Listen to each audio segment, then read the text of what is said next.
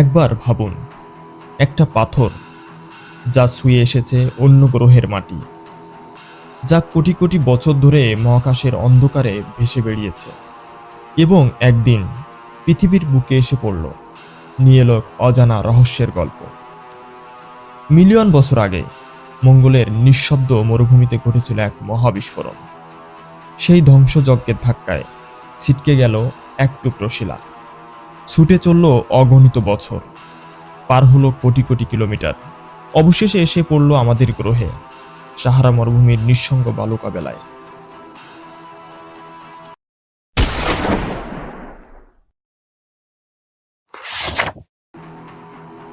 2023 সালের নভেম্বর মাস, একজন অভিযাত্রী খুঁজে পেল এই অদ্ভুত পাথরটি।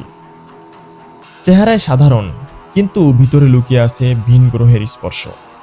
24 কেজির এই উল্কাপিণ্ড পরীক্ষা করে বিজ্ঞানীরা তো হতবাক।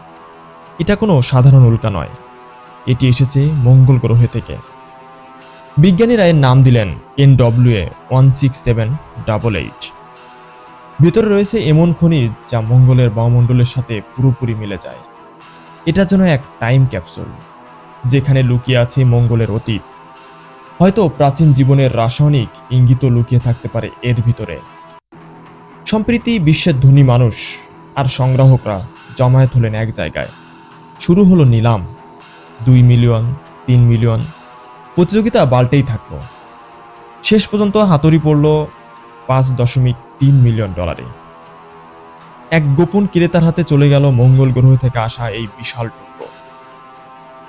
কিন্তু প্রশ্ন রয়ে গেল, এই পাথরের ভিতরে কি লুকিয়ে আছে ভিন গ্রহের জীবনের প্রমাণ, নাকি মঙ্গলের হারিয়ে যাওয়া কোনো প্রাচীন সভ্যতার গল্প, অথবা এমন কোনো রহস্য যা জানলে পাল্টে যাবে আমাদের মহাবিশ্বের ইতিহাস। এক টুকরো পাথর যা আমাদের পৃথিবীর নয়, বরং এসেছে অন্য এক জগৎ থেকে। এখন সেটি পৃথিবীর কোনো গোপন ভল্টে বন্দী।